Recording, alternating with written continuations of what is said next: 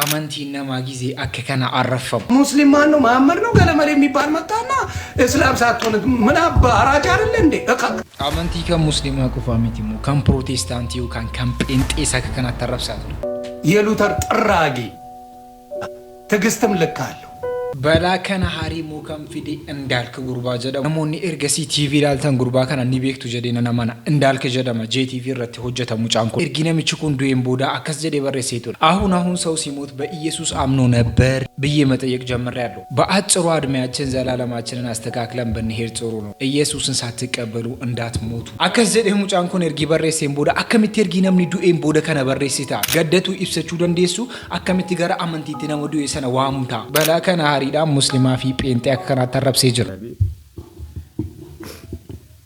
ባንንታን እሰለነ ኡስታዝ ነህ አከከና ማሊክ ቦአኒ ስንትፈካት ኡምራ ዳፍ ረመዳን ከነቂሳ ጋራ መካጊ ፈማጆ በዲ ቀብለ ደሙ والله العظيم ሲድ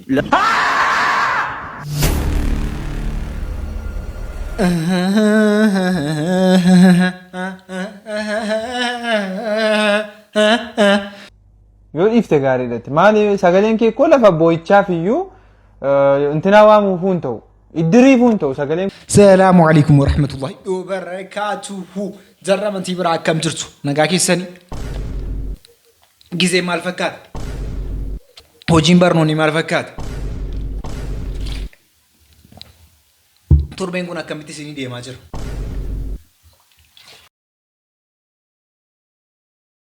ilmina ma percenti sadeetami shani ol bishani kan garasa keessa jiru jedha saayinsi qaama isaa guutuu keessa kan jiru percenti 70 shani ol bishaan jedha saayinsi dhugaadha soba propaganda malee wanta udanda'u miti qorota afaan wallaaluun kun wanti siinun godhin hin jiru ka arabni tokko Itoophiyaa dhufe Assalamu alaykum Jum'a mubarak Jum'a mubarak تفضلي هذه هدية خذي هدية هذه فري هدية جمعة مبارك هدية زرازرة نسان قروا وكذا سانكرة زرازرة رب سيفك إنه جراتورني وأنا فان كنو قدي وروتا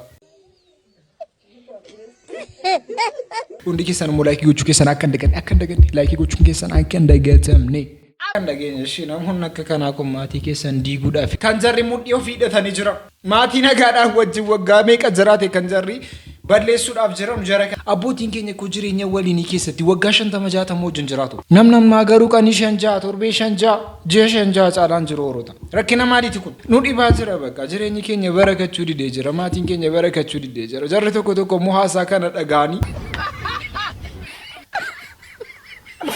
akka kana gizeedhaan jala malachuu taa jira kaytu wal qaban eenyuun mootu mimi eenyuun huduu danda'u kan jedhus gaafii bira ሰላም ፋሚሊ ይሄንን አሳማ ባንድ ቀንስ ባልቼ እጨርሰዋለሁ ማለት ማመን ነው አሳማን ደግሞ በደንብ ተመልከቱት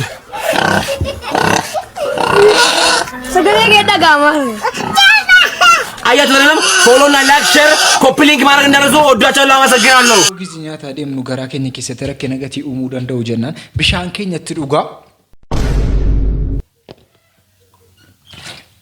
አልተኩትኩስ ፎን አርገመኛችሁ ታዝራ ወሮታ ani nama ideen mo kana wajin naata urkusin kuni ummata baay'ee kan gargaaruudhaan beekamu amantii zarii fi wantoota hedduudhaan utuu naman qoodin kan gargaaruudhaan beekamu maaster abannata kan dhukkubsate hundi keenya iyyuu beekna yeroo ammaa keessatti garuu dhukkubni isaa haala cimaarra ga'ee jira jedhanii jiru አሁን ወደ ሳርጀሪ ክፍል ሊገባ ነው በሁሉ መልካም ነገር ከጎኔ ቆማችሁ ኢትዮጵያውያንና ታላቅ የደግነት ልብ ባለቤቶች ሁሉ ምስጋናዬ ከልብ ነው በተለይም በክብርት ካንቲባ ወይዘሮ ሀዳናች አበቢ አስተባባሪነት ኤምኤንአርሲ ሮው ማቴሪያል ኤክስፖርት ኤንድ ኢምፖርት ፒኤልሲ ላደረጉልን ከፍተኛ ድጋፍ በእጅጉ እናመሰግናለን ሁላችሁም ክብርት ካንቲባ ወይዘሮ ሀዳናች አበቢን እንድታመሰግኑልኝ እጠይቃለሁ ስማችሁ እዚህ ያልተጠቀሰ የጭንቅ ቀን ወዳጆቼ ሕክምናዬን እንደጨረስኩ በታላቅ ምስጋና ፕሮግራም እንደምንገናኝ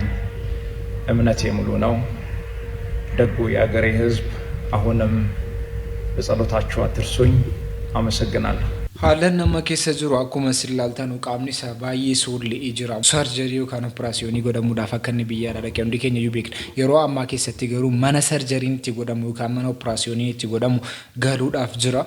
Mucaa kanaaf hundi keenya iyyuu mee du'aa gochuu keenya akka inni Jawaar ilmoo akka inni qabu maaf natti himnisi. Ilmoo guddaa amma isa ga'u akka inni qabu maaf natti himni. Kutaa lakkaa'uu daree lakkaa'uu osoo hin taane waan sammuu keessan namaa hafu barachuu danda'uu qabda. Asirraa kaasee hangaan PhD seenutti takka waan isin qaanes hojjedheen beeku. Fannisaatiin as ga'e jechuudha. Maaliif beektuuf jajuufi miti. Asitti osoo ciniinnannee qo'achuu baanne. Asitti osoo muka san jala teenyee qo'achuu baanne. Bakka san hin geenye. Namoonni addunyaa keenya irraa namoonni torba wal fakkaatu jedhama miti. Namoota torban kana keessaa akkuma isin gaddaa agartan Aishoo Speediin namoonni fakkaatan namoota baay'ee akka Itoophiyaa keessa jiran agartan ni jirtu. Haa ta'u malee yeroo ammaa keessattis namni Jawaariin fakkaatu argamee jira. Keessattuu Oromiyaadhuma keessaa argame mucaan kun. Akkaataa shamarran gizee mana jirtu itti waa nyaattu fi akkaataa shamarran gizee gurdeemtu magaalallee adeemtu gizee gurdeemtu waa nyaattu isin agarsiifna. Viidiyoo kana share copy link repost godha. Isin agarsiifna oduu qabu akkaataa isaan manatti waa nyaatan.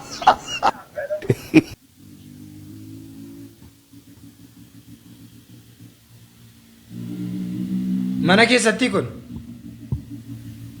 baga mistira keessa hin barreema. Eshi mana keessatti akkas nyaatama.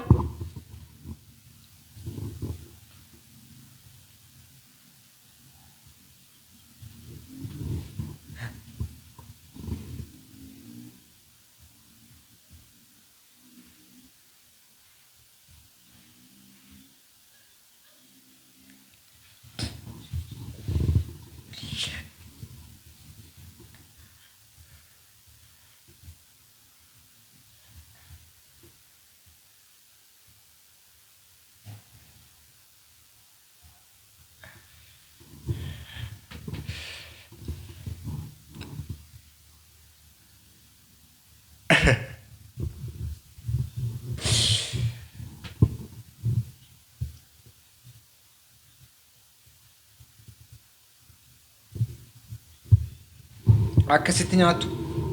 Mana keessatti akkasitti nyaatanii alatti akkasitti nyaatu. Akkasii dhugaadhaa horuuta. Akkasuma godhaa jirtus. Ati akkasuma goota miti.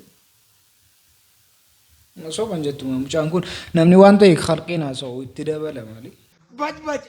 Bakka irratti ta'uun beekamtame. Gibbii keenya keessa saree sadii jira.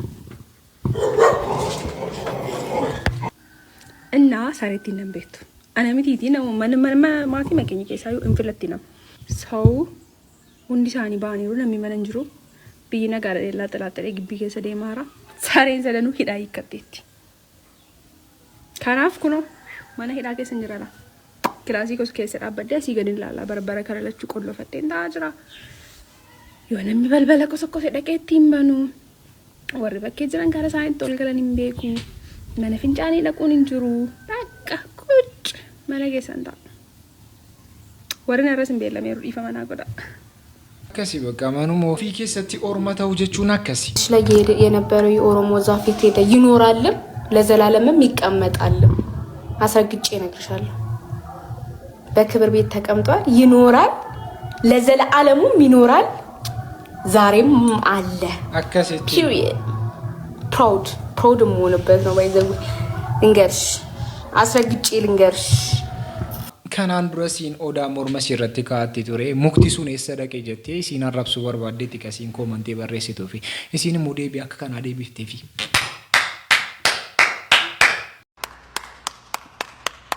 Aishoo Speed ጊዜ ኢትዮጵያ keessa dhufu ቲሸርtii tokko akka inni birrii 6,000 bitu godhamee ture. Uummanni keenya carraa akkasii ጊዜ argatu akkaataan itti fayyadamu namaaf hin galu. Aishoo Speed immoo kaleessa ጊዜ inni Morocco deemu iPhone 17 Pro Max 17 Pro Max surprise godhani. Wait a second. The brand new iPhone 17 Pro. You know what I mean? For you, bro. It's for you, bro. Thank you. I don't need it though. Bro, give it to someone. Give it to someone. Gift it to somebody. Yeah. I don't need this. Wanta kana ani hin barbaadu jedhanii ture. Aan wanta kana hin barbaadu rakkoon qabu jedhanii ture. Inni garuu maal jedhaa jiraani namoota barbaaddeef deemii kennillee jedhe ni gaayya. akkas jedhe giseen ni jedhu gurbaan kun immoo furatee deeme. I'm gonna give you an iPhone, le dernier iPhone 17 Pro. It's right here. Look, it's right here. You feel it? It's the newest phone that just came out. Gurbaan kun ijji isaan arguutii gurbaa kanaaf sarpiraayizii godhee ture. Oduu tokko immoo dhageessaniitu gisee Itoophiyaa dhufu birrii miiliyoona meeqatu kaffalameef jedhaa jiru gara mootummaatiin. ለአይሾ ስፒድ ከ186 ሚሊዮን ብር በላይ የኢትዮጵያ መንግስት እንደሚከፍለው ተሰምቷል። የአሜሪካው ዩቲዩበርና ስትሪመር አይሾ ስፒድ በኢትዮጵያ ባደረገው ጉብኝት የኢትዮጵያ መንግስት በቱሪዝም ዘርፉ በኩል ከፍተኛ የሆነ በጀት መድቦለታል ነው የተባለው። በዚህም መንግስት ለዩቲዩበሩ 310 ሚሊዮን ብር ይከፍለዋል የተባለው መረጃ ስህተት መሆኑና በሁለቱ መካከል በተደረገው ድርድር መሰረት 186.5 ሚሊዮን ብር ይከፈለዋል ነው የተባለው። ይህ ክፍያ ለደህንነት ጥበቃ፣ ለሎጂስቲክና ለተጓዡ ማረፊያ የሚወጡ ወጪዎችን እንደማያካትትም ገልጿል። የከፍተኛ መጠን ያለው ክፍያ ዩቲዩበሩ ለሚፈጽመው በዓለም አቀፍ ደረጃ ያለውን በሚሊዮን የሚቆጠሩ ተከታዮችን በመጠቀም የኢትዮጵያን ቱሪዝም ለማስተዋወቅ ታስቦ እንደሆነም ተነግሯል። አይሾ ስፒድ በጁላይ 2025 በሊቱዌኒያ በላትቪያና በኤስቶኒያ ሀገሮች ለአጭር ጊዜ ባደረገው የማስተዋወቂያ ጉብኝት ወደ 30,000 ዩሮ ወይም ደግሞ ከ$32,000 እስከ $35,000 ድረስ ተከፍሎታልም ተብሏል። በተመሳሳይም በአፍሪካ ሀገራት ተመሳሳይ ክፍያ ከየሀገራቱ እየተሰጠው እንደሚገኝም መረጃዎች akkasitti mucaan kun birrii kana harii kaffalamee fi ስትሪሚንግ godhaa ture waan qalbiin seenaa እማማ ልጅ መውለድ ይችላል ወይ? አሁን እድሜዎት ላይ አዎ እችላለሁ ማሬ። ለምንድን ነው የማልችለው? እኛ እኮ የድሮዎቹ ኦሪጂናሎች ነን። የአሁኖቹ ናቸው እንጂ ገና በ30ዎቹ ኤክስፓየርድ የምታረጉት። እኛ እስከ 100 እስከ 80 እናገለግላለን እና ኤክስፓየርድ አናረጉ አንሆንም። ኦልድ ኢዝ ማተር ብሏል ፈረንጅ እና ኦልድ ያለው ማሬ አዎ naati waggaa 70 TikTok akka kanatti fayyadamaa jiru oorota TikTok akka kanatti fayyadamaa jiru boormoo dhufanii taap godhaanuun jechuudhaaf ummata qashtii viidiyoo poostiin gochuu hin danda'u ramadaanii dhufeera waan ta'eedhaaf hidhamuun keenya waan hin oolleef saamii booddee walitti deebina. qoyaati jinniidha moonni hidhamtu kan hidhamu jinniidha. Kan hidhamu jinniidhaati maaf hidhamte? Kana qofa nutti. Moo namni sin hidhama jedhame? Namni sin hidhama? Nuuf galaan jiru haasaan keessa. Haasaan keessa nu galaan jiru.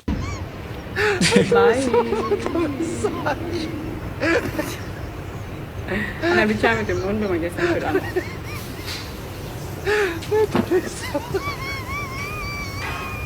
TikTok irratti kaappiliin baay'ee bareedu jedhamee kan yaadamu Jaanii fi Adoonaa akka ta'e hundi keenya ni beekna. Yeroo kana keessatti immoo isiin anaaf inni wal fuuchuudhaaf jedhaa jirti. ህይወቴ ሰመረ በፍቅርሽ ሰመረ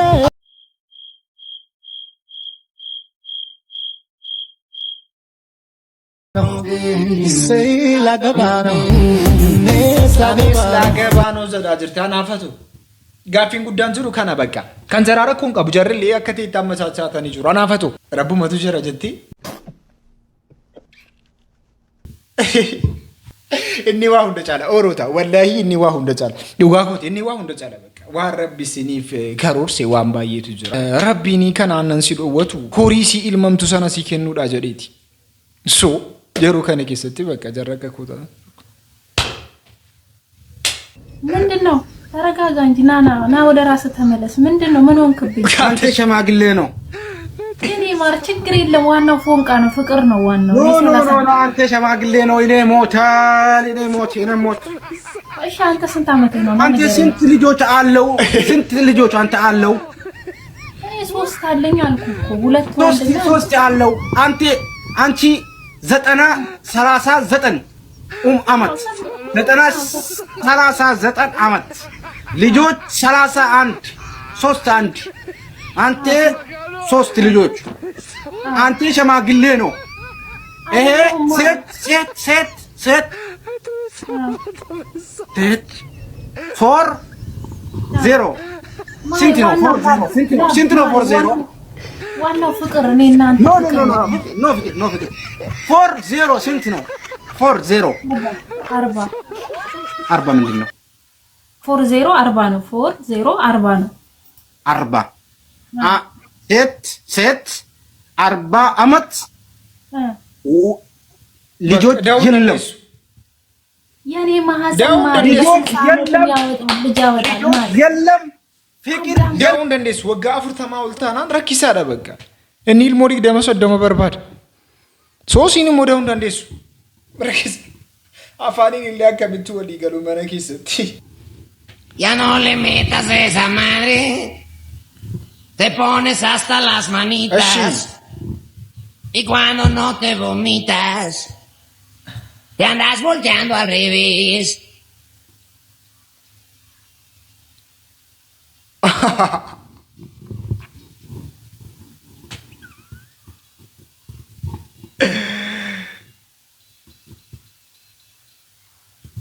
haala adurretti nama keessa jirtu yoo barbaadan የቤተሰብ ጨዋታ ወደ ነጻነት ጨዋታ እንዲቀየር ጥሪ ቀረበ። ከቀናት በፊት ህይወቱ ያለፈውና በትላንትናው ለስራ ተቀብሩ የተፈጸመው ነጻነት ወርቅነህ የቤተሰብ ጨዋታ ወደ ነጻነት ጨዋታ እንዲቀየርና ሁሌም ስሙ እንዲጠራ ማስታወሻ ይሆን ዘንድ የኢቢኤስ ቴሌቪዥን ተጠይቋል። ፍላጎት ያላችሁ በሙሉ ኮሜንት ላይ እየሄዳችሁ ነጻነት ጨዋታ በማለት አስፍሩ። ለብዙንም ሼር እና ኮፒ ሊንክ በማድረግ እንዲዳረስም ነጻነት እንከለ ሰዱ ቲቪ ነረቶ ጀቱ አከኒ ኢቢኤስ ቲቪ እንዲከኝ ነው ቤክና ኢቢኤስ ከነረቲ ሞ ፕሮግራሚ የቤተሰብ ጨዋታ ዮኪን ሞ ጠበመና ኬሳ ዮኪን ሞ ጠበመና ከንዘረሙ ንቀበቱ ተው ማለ መቃን ሳት ጅረሙ የነጻነት ዮካን ሞ መቃሳቲና ሞ ጋው ዘደማዘር አዶናይ ሞርገት ይያችንና ብረደና ሳደገነ ባለ ባቄ እየተበቁ ነው ብቻዬን ነግና ባቄ አዶናይ ኢልሞ አርገቴ ዱፌ ሲሉማ ካናዳዳ ኢልሞ አርገቴ ዲጄ ዱፌ ካናዳዳ ካናዳዳ ሙጫ ከና ኡልፌስ ዲሴ ዱፌ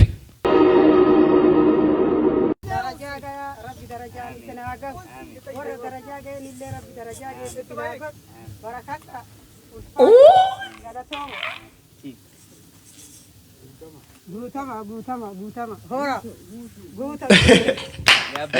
Mucha gudi ka kan arsi ke sade me na mota gargara juro hundi kenya yubekna kalisa bishan way basi turi arsi ke sa mana barumsa way ke sa kasmati fakata ato male yero amma ke sati mo ukumni ciman qabeni ጋር ሆስፒታል አደመጀር ጆን ዳንኤል መታመሙን ገልጾ ተከታዮቹ በጸሎታቸው እንዲያስቡ ጠይቋል።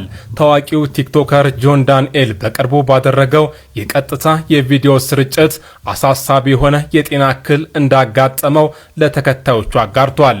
ጆን በቪዲዮ ላይ እንደገለጸው ከሆነ ከጭንቅላት ጋር የተያያዘ ህመም እየተሰማው ሲሆን ለዚህም ሕክምና ለማግኘት ከ5 ጊዜ በላይ ወደ ሆስፒታል እንደተመላለሰ ገልጿል።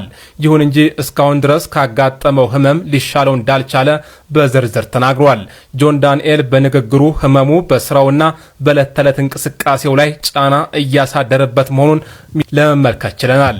የጤናው ሁኔታ መሻሻል እንዲያሳይም ተከታዮቹ በጸሎታቸው እንዲያስብ ዱአይ ኬሰኒ ነብረዳ አበዳ ጀራጀራ ነሞኒ ዱ ኩሰታ ጀራ ነው ከነ ኬሰተና ሞታ ባየራ ጀራ ከነ ብረዳ አበቹ ኬሰና ከንደገን ገረብራቲኒሙ ገመቹ ነማናምኒ አርጉ በርባደን ገመቹ ጉዳቱ ጅራ ከነናም በሮምሰን በርሲዞ ፈደየለ ያ ረብ አችመከን ደቀ ማሲያት የረብና ዲሴ ገሉን ፈዳ ቢቢ والله በቃ ረመዳን አንቺ ትሰምታ ፓስፖርት ባፈድ ኢላን ከፓስፖርት እንደንደው ሲሰሙ ኩመሸኒ ባፈድ ኩመሸን ነምዲ ያገኑ አዎ ፓስፖርት ነም ባፈድ ወረ ጀለ ጅርተን ፒሶር ፓስፖርት ናባብተን ፓስፖርት ኡምራ ዝራ ከፈላኒ ረኮን ቀቡ ፓስፖርት ባፈዱ ረመዳን ኦሶ አልከን አፍሪሸን ለአቺ ሶምተ ዮፌት ጉያ ኩረቶኮ ነማ ወኖ ያኒ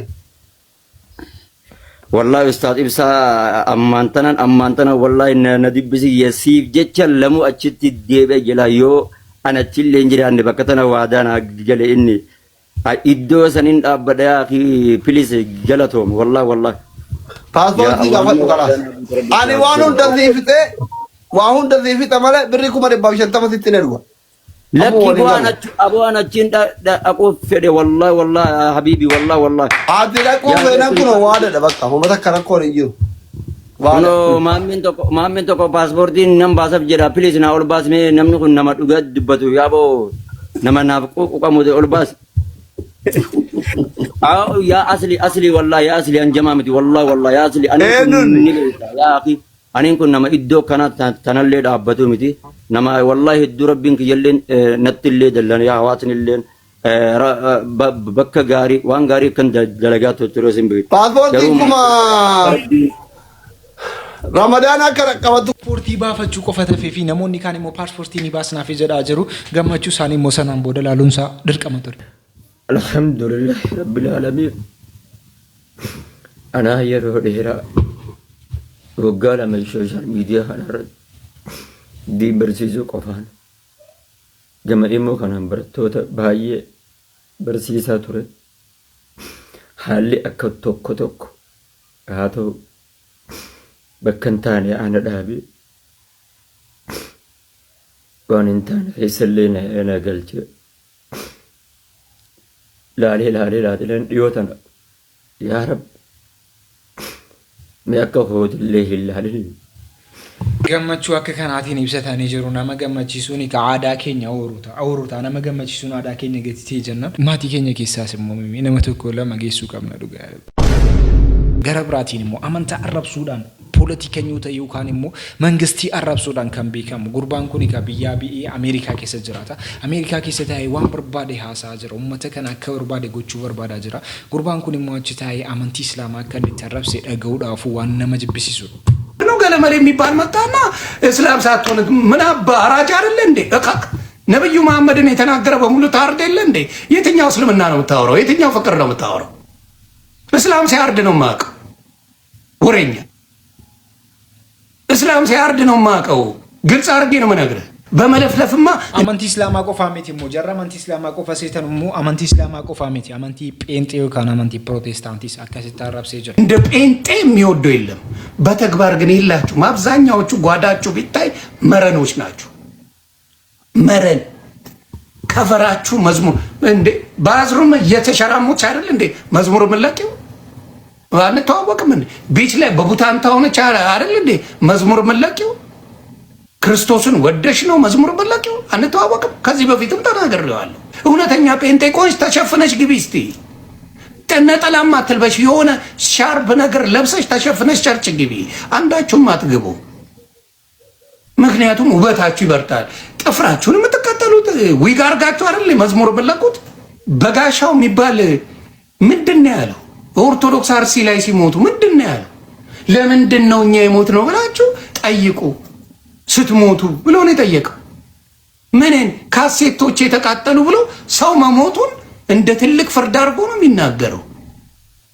እንዴ መዝሙራቶ ፓስተር ትዝታው አሁን ኪዳነ ምሕረት በዳበል እያለ ኦርቶዶክስን ለማናደድ መዝሙር ለጌታ ነው የዘመረው። ይሄ ወሬኛ እከክ ናከስ ዘዲ አመንቲ ሰና ሰራብሴ ጅራ namni kun nagaanatti fakkaatu kan inni isaa fi teera kennaa fi jedhani haasaa jiran baay'ee galatoo maasan injana sagantaa raaf qabanne kan fakkaatu sagantaa biraatan murtii deebinu ani ansuudha ati eenyuun isin haa tamachau